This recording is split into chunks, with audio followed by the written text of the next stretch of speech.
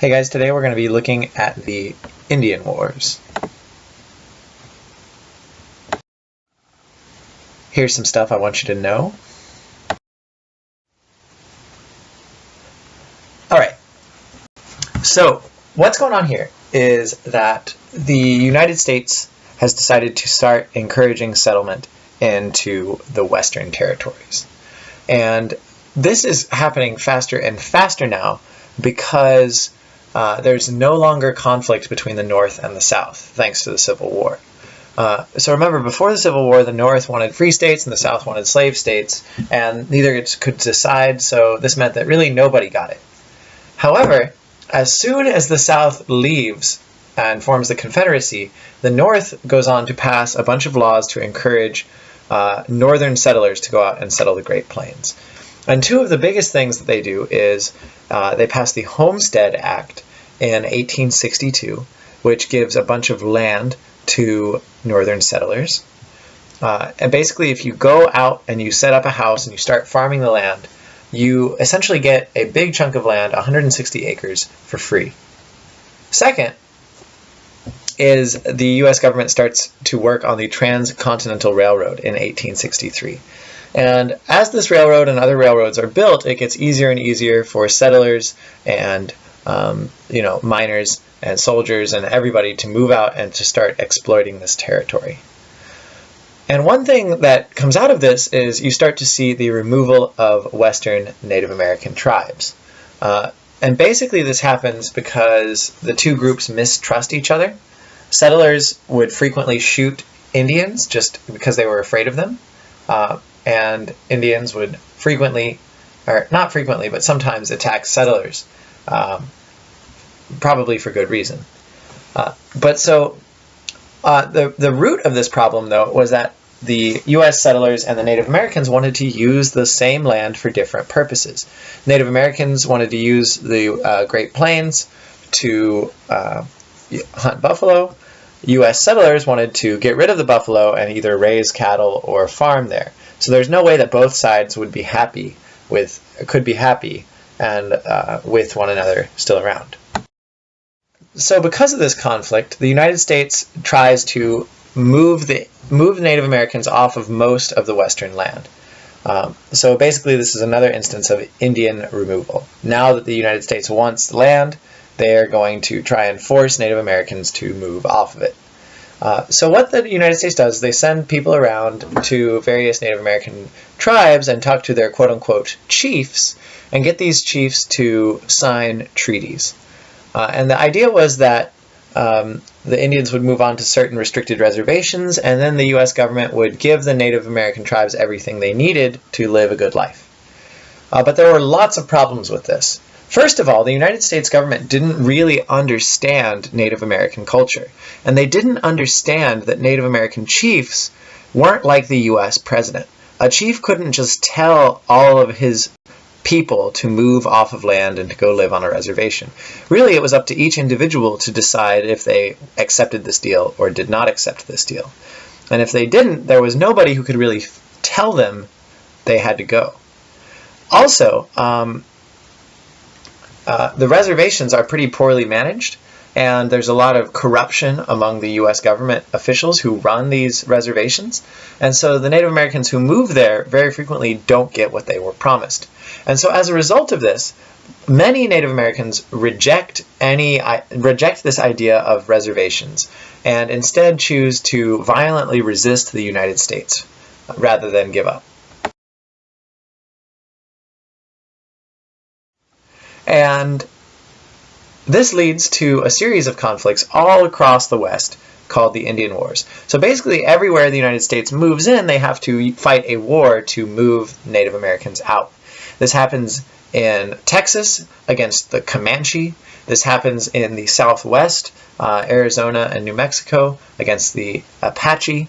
And this happens in the Dakotas and Montana and Nebraska against the Sioux. And there are many, many, many more. These are just some of the big ones. And we're actually going to be focusing on the events of the Sioux Wars. So the Sioux Wars are some of the most famous struggles between the United States and Native Americans in American history.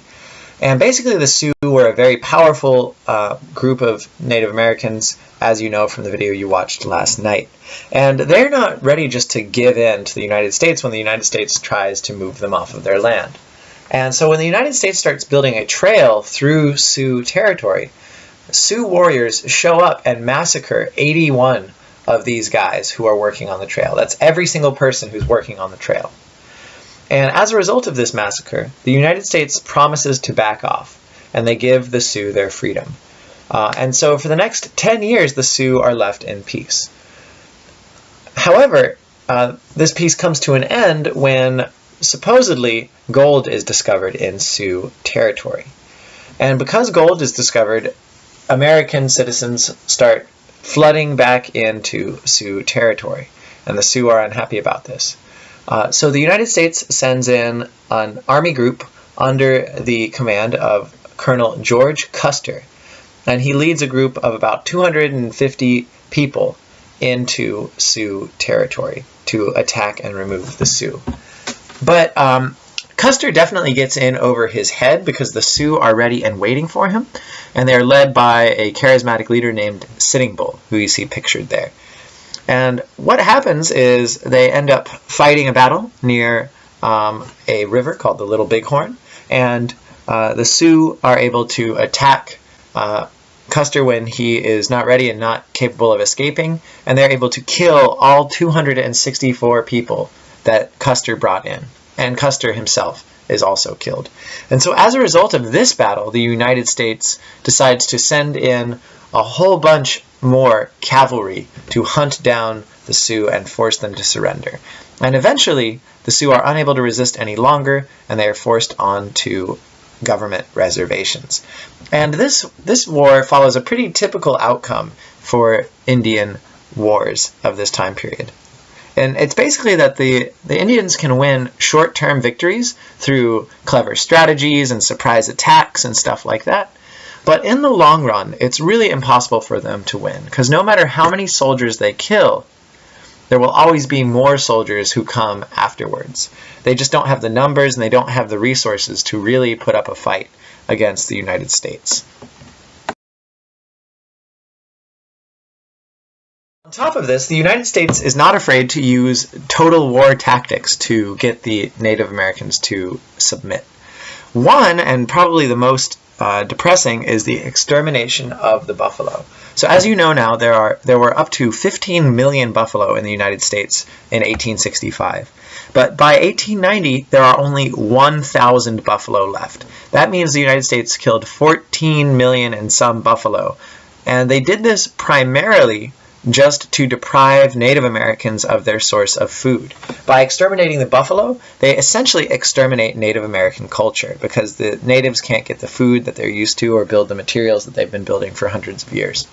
On top of this, it's pretty normal for the U.S. Army to attack Native American women or children because what would happen is the women and children would be left at camps and the men would go off and ride around and fight. But this left the women and children vulnerable, so the cavalry could oftentimes target and attack women and children and either kill them or take them captive, and thereby force the men to submit and surrender.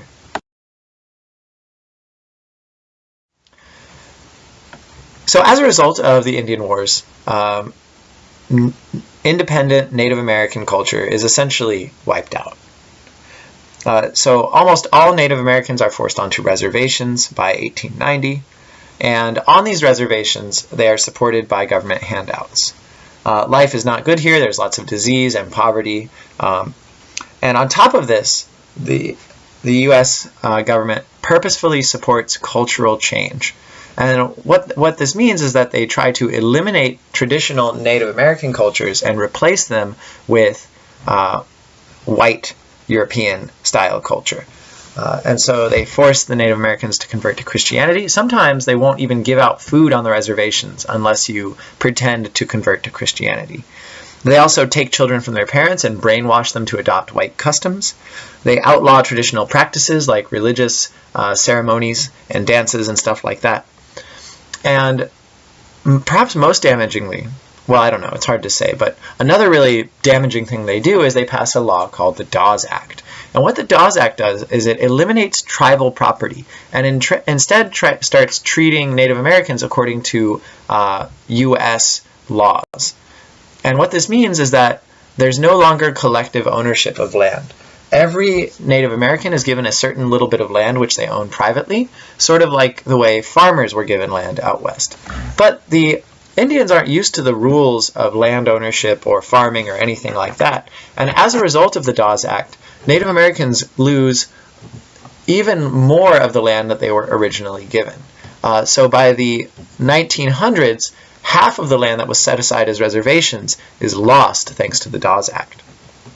And last of all, there's a serious population decline, where the population declines from around 400,000 to 240,000 by 1887. So you see almost a 50% decline in Native American populations. And so anyway, here are your goals, and hopefully you know this stuff now, and we'll talk more about it later.